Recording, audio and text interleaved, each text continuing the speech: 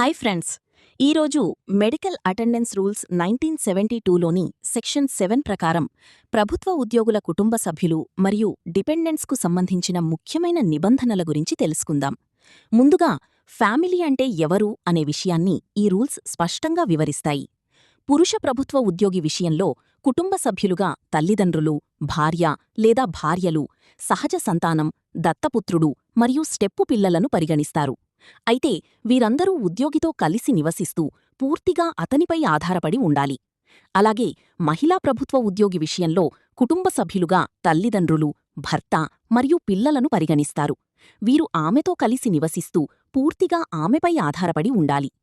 ఈ రూల్స్లో వైఫ్ అనే పదానికి ప్రత్యేక వివరణ కూడా ఉంది. ఒకరు కంటే ఎక్కువ భార్యలు ఉన్న సందర్భాల్లో కూడా వారిని కుటుంబ సభ్యులుగాని పరిగణిస్తారు. తల్లిదండ్రుల వైద్య ఖర్చుల రీయింబర్స్మెంట్ పొందాలంటే వారికి స్వంత ఆదాయం లేకపోవాలి లేదా అల్పమైన పూర్వపు ఉద్యోగ ఆదాయంపై ఆధారపడి ఉండాలి. అలాగే పెళ్లైన కుమార్తె భర్త ఆధీనంలో ఉంటే ఆమెను కుటుంబ సభ్యురాలిగా పరిగణించరు.